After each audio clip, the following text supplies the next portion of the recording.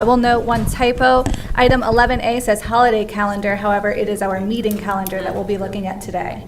Do I have a motion to approve the agenda? So moved. Second. All in favor? Aye. Opposed? Abstained? Motion carries. Please join us for a moment of silence, and Councilmember Moreau, would you please lead us in the pledge?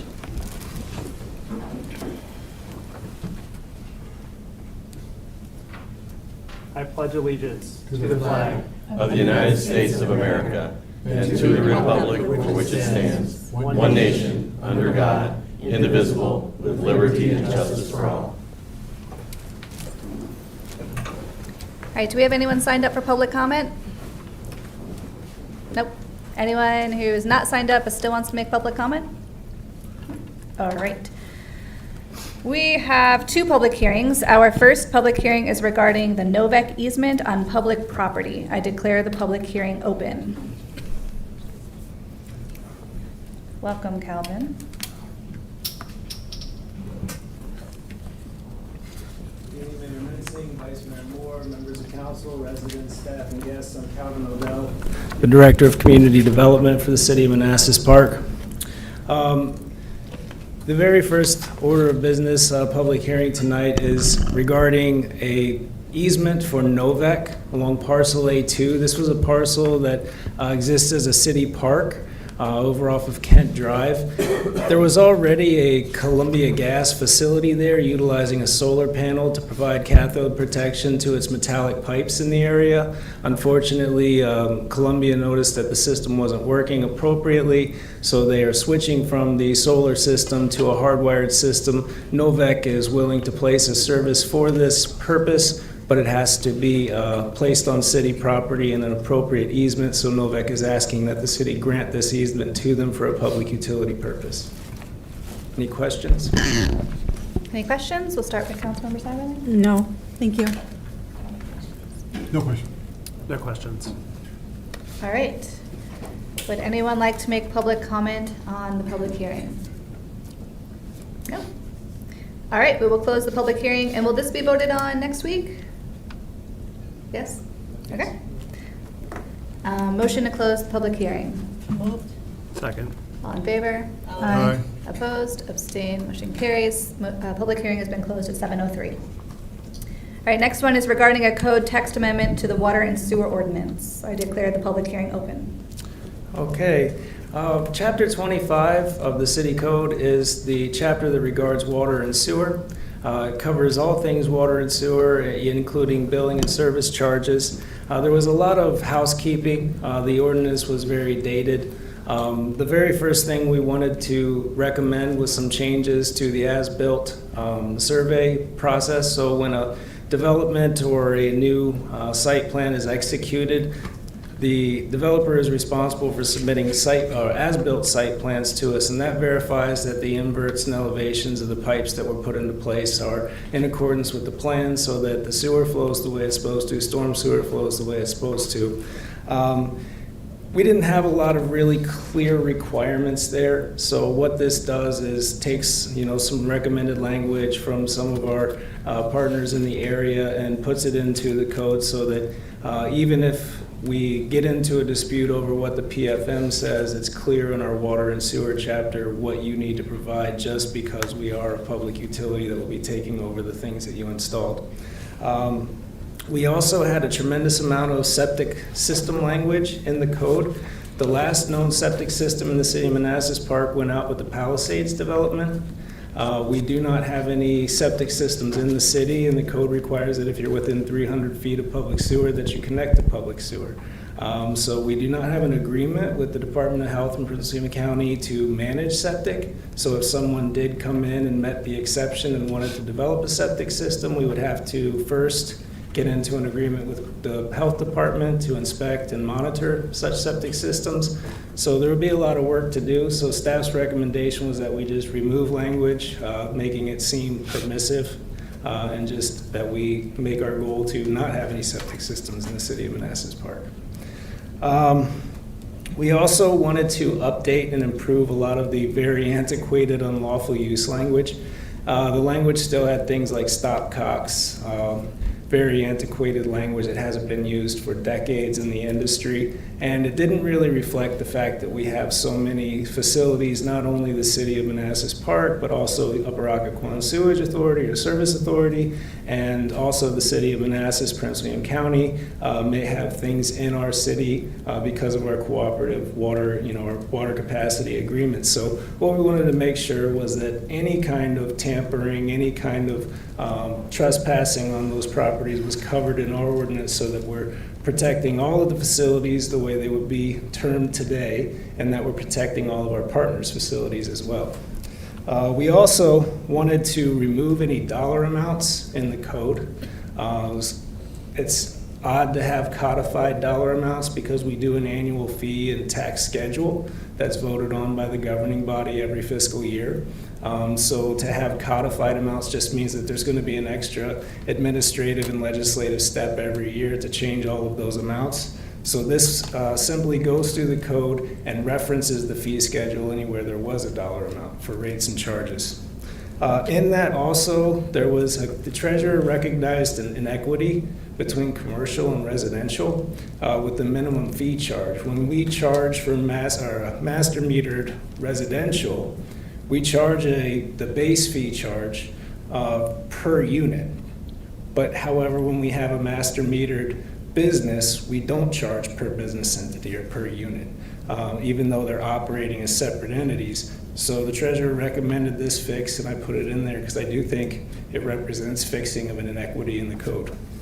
The next was to actually codify a meter reading dispute process. So our code didn't currently cover what happens when you disagree with your reading.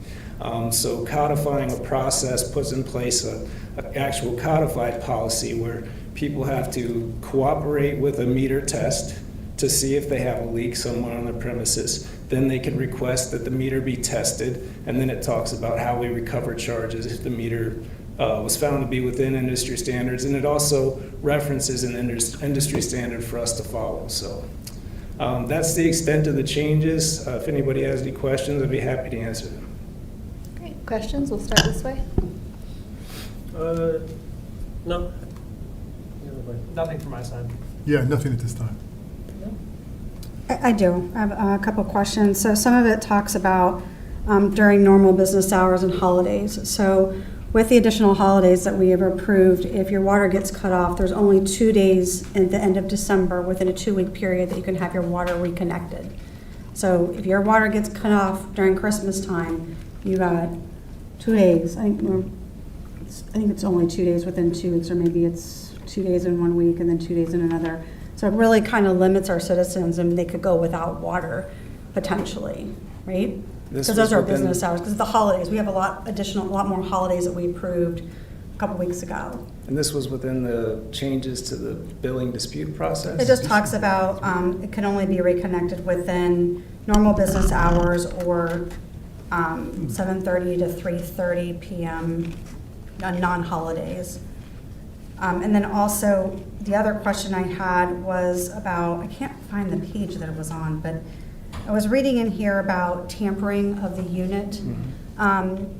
So I know, I guess has that been a problem? Because a lot of citizens complain about water. So for example, I do have a neighbor was charged $400 for 2 weeks of usage. They were gone for 2 weeks of vacation. And it would be fair to say that they could have opened up the lid to look at the meter if there was something wrong with it or leaking. It's just a lid that lifts up. Then now they're going to get charged a fee if they open that lid to even take a look. And then because you're not going to necessarily get a response, there's no response times in here as far as when the department should respond within so many hours. It says that they have to ask in writing to have somebody come out, but what's the response? I think, do we have we should respond within 24 hours, or what is our response time for that too? So I'm just kind of want to make sure that we're telling the citizens that we're going to handle it. Don't touch anything. We've got it. But what's our response time as well? Again, we're talking about a meter dispute situation. And under a normal circumstance, if someone fears that they have a leak and they ask us to come cut off the water, it's always, you can dial police non-emergency. They will get in touch with our on-call, and our on-call will have to respond and shut the water off immediately. The real concern that we have here, it was actually this meter installation project that kind of renewed our concerns, is that people do go out, they open up their meter, and tampering's tampering. I'm not going to talk about, what they're trying to do when they're tampering with the meter, but when they don't put the lid back on and then someone steps into the meter crock and hurts themselves, we as a city are liable for that. So if we're going to be responsible and be held liable for ensuring that that meter lid is always secured, then we can't have people opening that meter lid and then not putting it back securely. So really, with the implementation of the smart meters and the ability to monitor your account and what the meter is saying, the reason to access the meter is sort of taken away. You can electronically access what your meter is saying. You don't no longer have to read a dial face to see what your meter output is. So the reason for going in the meter would simply be to disconnect your water service, which we will do as a after-hours emergency situation anytime. You just call police non-emergency, and they'll call one of my on-call crew to come shut the water off. What about reconnecting it? Reconnecting? Can you call the police? Will they reconnect it as well? I mean, if we have an issue where someone has not been, is this part of a meter dispute? Well, if it's disconnected and they need to reconnect it, it's Christmas time, it's a holiday. How do we handle that? So we just take work orders for reconnections for shutoffs. If we are part of the meter dispute process, you would have a new meter the same time we removed your old meter. You would never be disconnected. We would have to disconnect you temporarily while we exchange the meters, but the meter dispute process says that if you want your meter to be replaced and tested, then we come out, we will bring a brand new meter with us, we will immediately put the brand new meter in, we will send your old meter off to testing. There is a section that Yeah, you're talking about dispute. that says the after-hours utility connection fee is stipulated in the schedule, so there is an after-hour service, but there is a fee for it. Okay.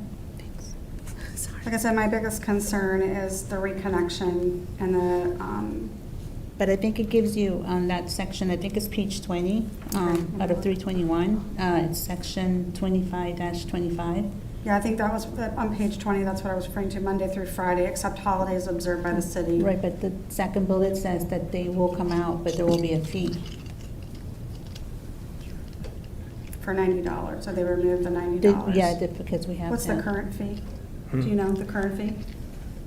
So To I think reconnect it's it? going to remain $90. That would be up to the billing office to recommend a change in that fee. We're just, the change was simply to have everything in line with the adopted fee schedule instead of being codified references to rates. I think that for this year, unless the treasurer has recommended some sort of modification, it's not included in the rates and charges that the increase that you requested, that would or the increase that you would vote on the 24th.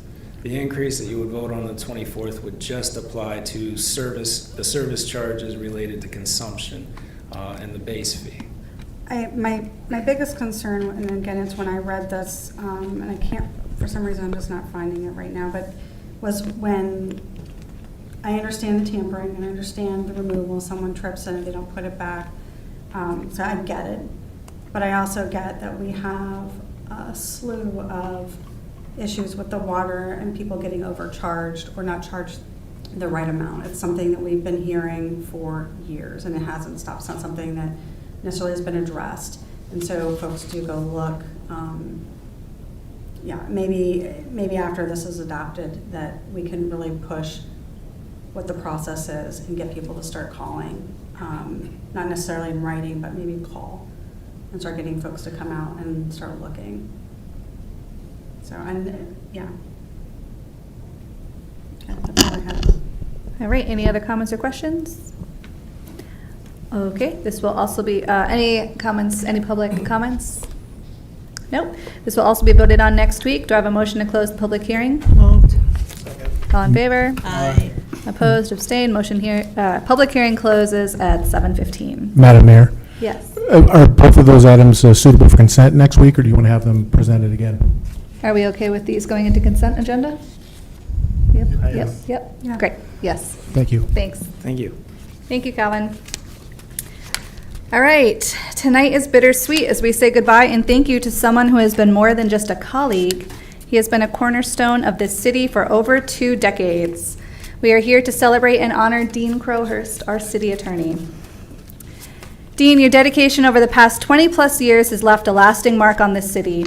You've seen our community through change, through growth, through challenge. And through all of it, you've remained a constant source of wisdom, calm, and care. You've worked with countless people over the years, council members, department heads, staff, and residents alike, and each one of us has benefited from your guidance, your deep knowledge, your generosity of spirit. Whether it was a legal question, a historical fact, or just a friendly conversation, you were always there ready to help. You weren't just the city attorney. You were a collaborator, a leader, and a listener. You worked quietly behind the scenes to make so many projects possible, projects that have shaped our city and improved the lives of people who lived here. And you did it all with integrity, intelligence, and a true love for this place. Dean, your contributions are way too many to count, but your legacy is clear. You have helped build a city that we are all proud to call home. And while we will miss your hard work and your expertise, what we will miss most of all is your presence. When you return to Texas, please take with you our deepest gratitude and our very best wishes. You will always have a place in the heart of our city. We have a plaque for you, if you'll come up.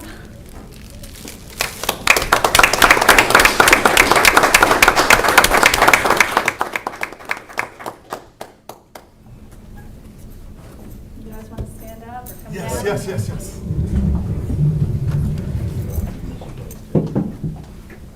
Come on down, come on down. That's a lie. Come on down, yes. So you won't.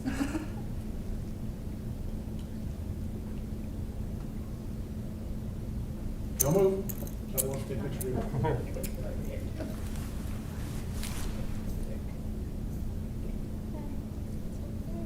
Thank you. Thank you. You want to say a few words? Or just do it? I can do it here or I can do it over there. Just pick a mic.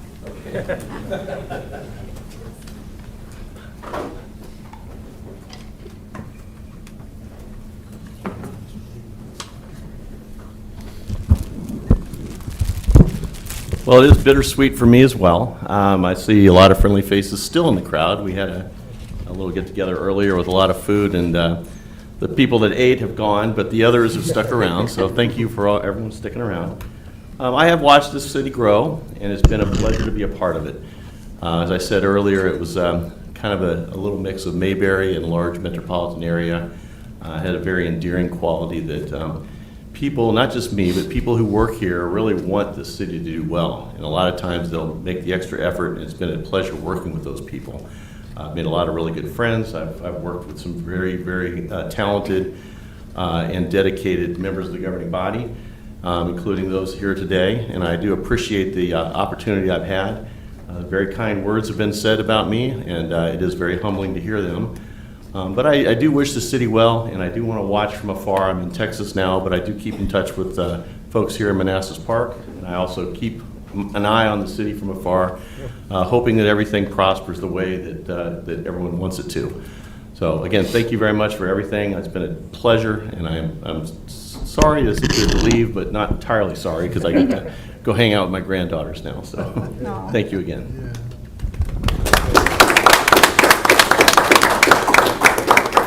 Does anyone want to say a few words? We'll start this way. Dean, I just wanted to say thank you for making my welcome smooth and my transition and onboarding smooth and answering all of my questions. So thank you. Same as me, the first term. Thank you for the advice you gave me. It helped a lot because I was new at this. So the fact that you sat down with me and you explained the way things worked, and the best advice you could ever give me was, if you don't have anything to say, don't say anything at all, because everything goes on record. So thank you. Thank you, Dean, for your dedication to our city. You're definitely one of the hardest working city attorneys I've worked with throughout my political career. We cannot doubt the fact that almost every progressive thing that's happened in our city in the last few years, your fingerprint is on it, and so I appreciate that very much. this city hall, our bowling alley, and just everything. And so we greatly appreciate your hard work and effort towards our city, and wish you the very best in all your future endeavors there in Houston. So thank you, Dean. Thank you. Dean, it was great working with you on the EDA and now on the council. I've always appreciated your advice that you've given to me personally. And then as a body, that great voice in the sky kind of directing us to the right path. So I appreciate that. Thank you, and good luck in your retirement. Thank you. So finally, no more red markings, no more following Robert's rules. Retirement, you follow your own rules, right? So good luck with that, and enjoy your retirement. It's been a pleasure these last 6 years. As Councilmember Moore said, you were one of the hardest working city attorneys. I mean, detailed emails and just collaborating and making sure that we understood what was right and what was wrong. I appreciate that, so good luck. Thank you. Yep. All right. Next up is the very exciting consent agenda.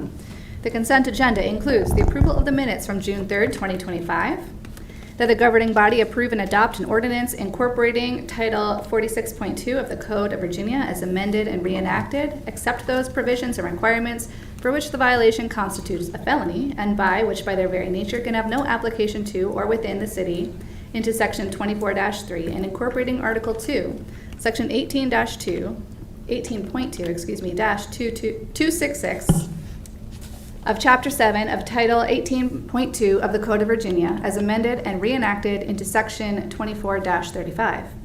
That the governing body approve and adopt a resolution for the city to adopt a Vision Zero action plan to achieve zero traffic fatalities and serious injuries by 2035, as presented and subject to final city attorney review. That the governing body approve and adopt a resolution authorizing the submission of a grant application to the fiscal year 2025 Safe Streets and Roads for All program for federal grant funding from the United States Department of Transportation, as presented and subject to final city attorney review. And that the governing body appoint the following individuals to the named boards for the stated terms. Yessi Amaya to serve on the Community Criminal Justice Board for the 31st Judicial District for a term coextensive with her term as City Council member. Neetu Chandra to the City's Board of Zoning Appeals for the vacant term that will expire on March 31, 2026. Do I have a motion to approve the consent agenda? Moved. Second. All in favor? Aye. Opposed? Abstained?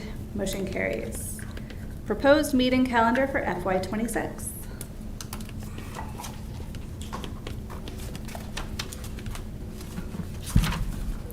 So you're required by law to pass your meeting calendar every July. You, of course, have the power to change your meetings and have special meetings, do all these things. But in order to remain consistent with the statute, you do have to pass this. So this is the calendar that we're proposing for your meeting schedule for fiscal year 26. It will be on the agenda on July 15th, I believe. So it's just for your to look it over, and if there's anything you want to have changed, you have until then to let us know. Comments? Yeah, sure. Go ahead. No, go ahead. I'm sorry. I was just going to say comments, Okay. questions. Okay. Yeah, thank you, Mrs. City Manager. And maybe, Dean, I know you can help me with this. We just recently did a charter change. And I thought it reflected the number of months that the council was going to meet moving forward with the charter adjustment. Right, we did, it did change it. It used to say that you had to meet once a month. The new charter says that you have to meet once a month for at least 11 months. So you can choose 1 month where you will not have a meeting. And I would like us to do that. And I'm looking at December. I mean, we have 2 meetings scheduled. There are other months on here. August is oftentimes a good time that families take vacations and go out of town, and very little is done during the month of August. I would put either of those months up for consideration, but that is our charter now, 10 months, and I think we should be consistent with that. Well, the charter takes effect July 1st, but this will be voted on in July, July after 1st, July 1st. exactly, So for them to think about and Yes. and consider. Okay. Any other comments, questions? Start with Hasid. I'm okay as is. I'm not in favor of 11-month council. I'm good with meeting once a month, just so because things do come up and we don't want to bombard other meetings. My only question was the green highlight, the green colored dates. What are those on the calendar? Budget meetings. Oh, There's budget no money. meetings. Budget, oh, okay. Green is money, okay. It's Okay, budget, I see. right?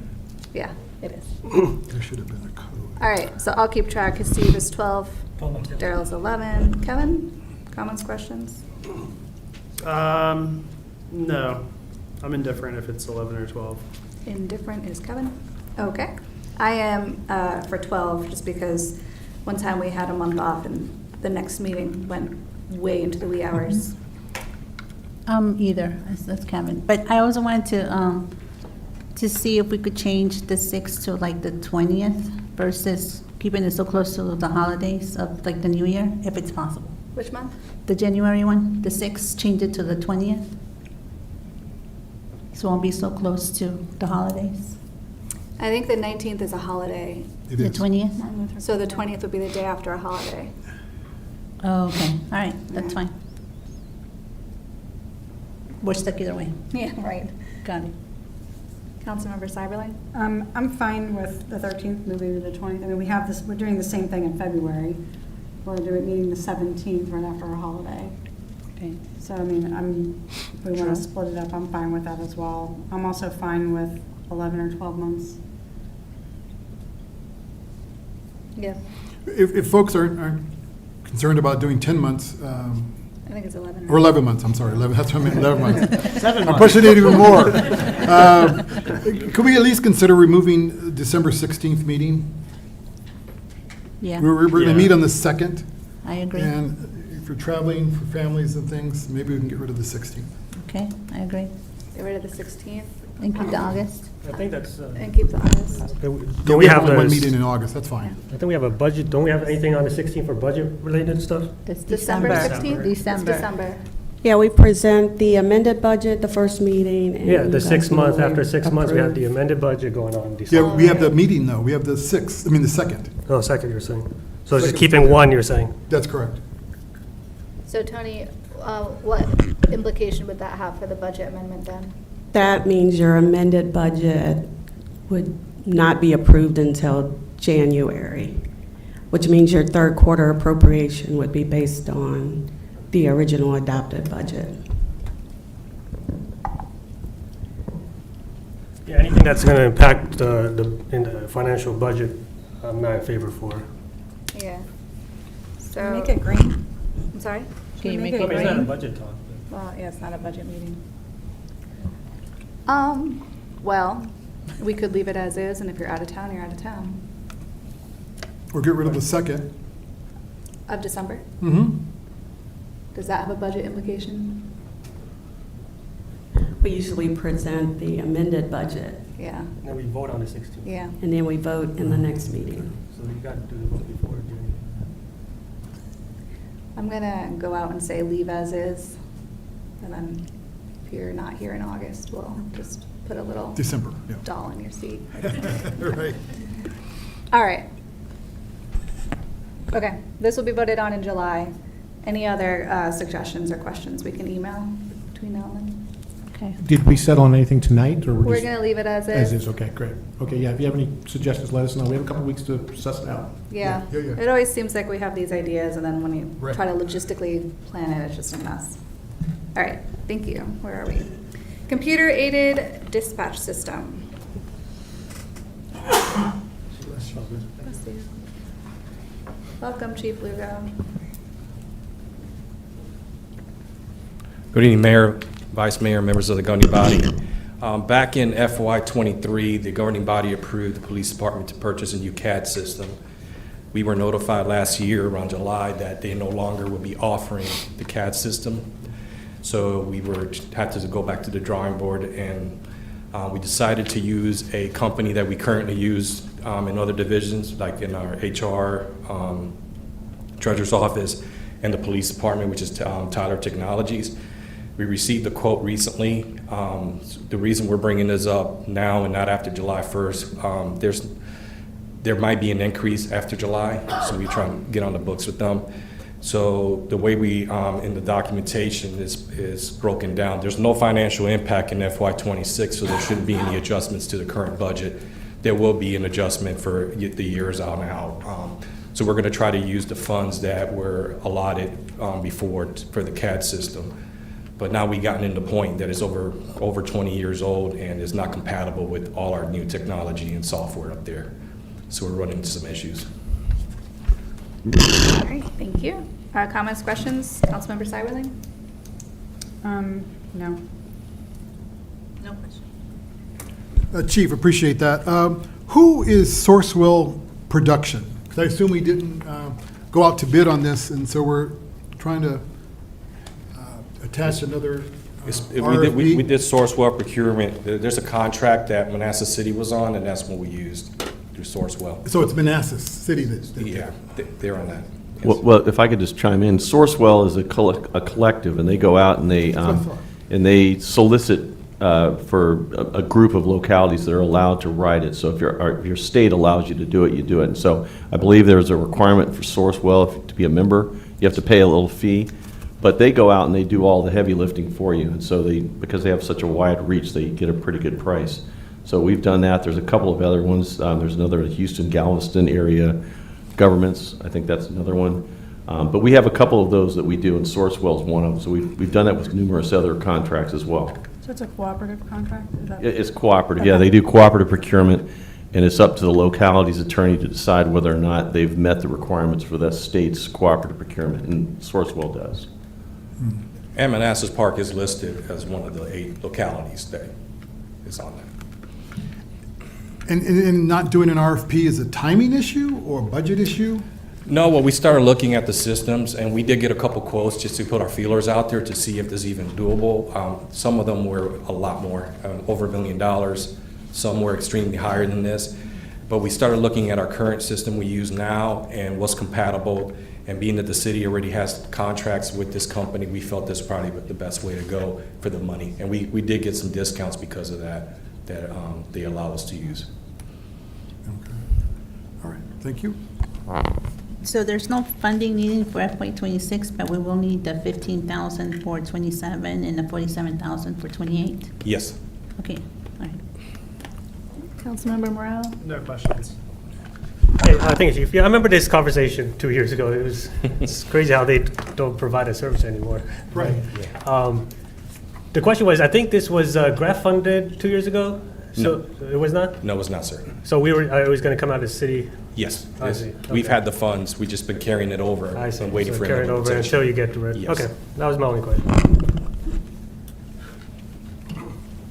Okay.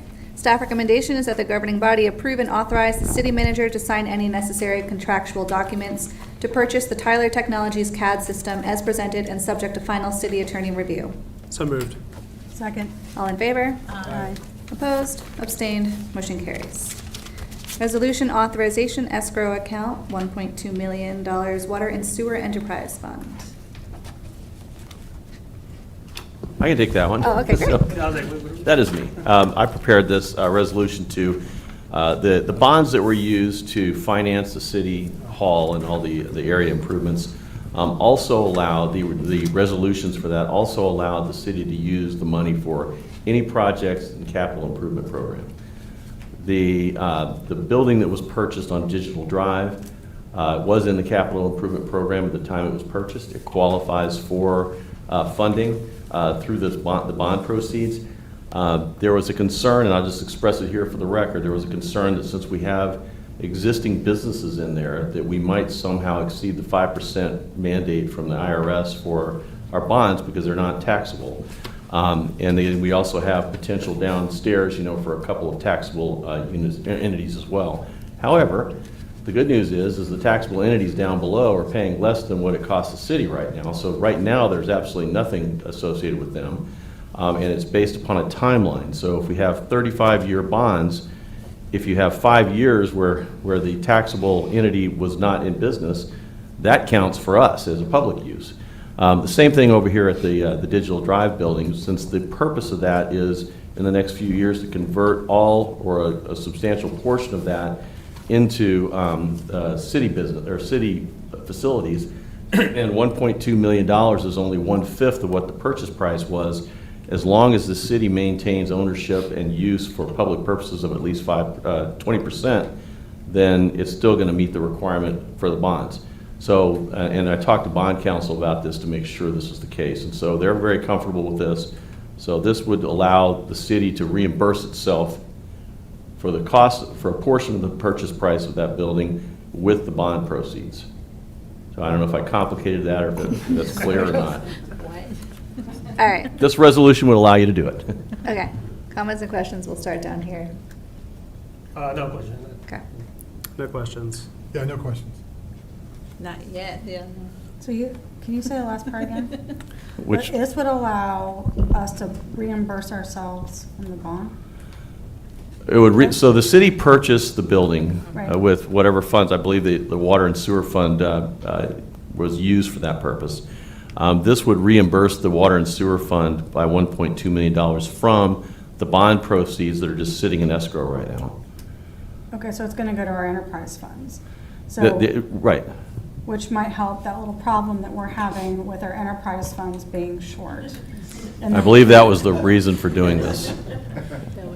So are we gonna have to pay back any of that money? Well, the $1.2 million gets paid back as part of the very Bond. complex process by which the city leased the land to the EDA, and the EDA leased the facility back to the city, and then we pay the rent basically to the EDA, and the EDA pays the bonds. So yes, the city's going to keep paying that rent towards that, and the EDA will keep paying. So yes, the general fund will pay for it over the next So we're 33 years. We're gonna get the 1.2 to go to the enterprise funds, but it's gonna actually, we're gonna be paying that rent, the 1.2 million is included in that through the general fund. Yes. So it's still coming from the general fund. But Going it's back- basically a $1.2 million loan to cover that. Yeah. So we're loaning ourselves money to go to the enterprise fund from the general fund. So more money goes from the general fund to the enterprise. Yes, and you can subsidize the enterprise fund with the general fund, you just can't do it We're the already other way doing that. around. We already talked about that because we're gonna try to stop doing that. I thought that was the whole point of increasing the water. What was everyone wanted to do. Okay, thank you. Wow. All right, the motion is that the governing body approve and adopt a resolution to authorize the use of a portion of the remaining proceeds of the lease revenue bonds issued by the Economic Development Authority to offset the cost of purchasing the Digital Drive building as presented and subject to final city attorney review. Do I have a motion? Move. Second. All in favor? Aye. Opposed? Abstained? Abstain. Abstained. 2 abstentions. Who abstained? Stacy, okay. And Yessie as well. Yes, you. Oh, yes, and Stacy, okay. All right, motion carries. We have arrived at our second public comment time. Is there anyone who would like to make public comment? Nope. All right, city manager report. Thank you, Mayor. Yeah, just a reminder that the city facilities will be closed on Thursday, June 19th, to celebrate the Juneteenth holiday. Along with that, on Saturday, we will have our annual Juneteenth celebration. If you remember, in February, the library was going to have their Black Excellence Expo, but it was canceled because of snow and ice and inclement weather.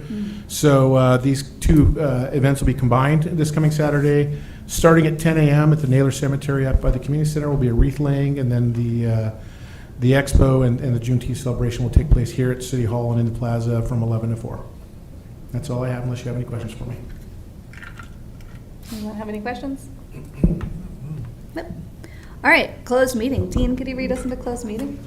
Yes, I recommend the governing body go into closed meeting to consult with legal counsel retained by the governing body to discuss a specific legal matter requiring the provision of legal advice by such counsel pursuant to paragraph 8 of subsection 2.2-3711A of the Code of Virginia. Do I have a motion? Second. All in favor? Aye. Opposed, abstained, motion carries. We are in closed session. We will convene in the back room at 7:44.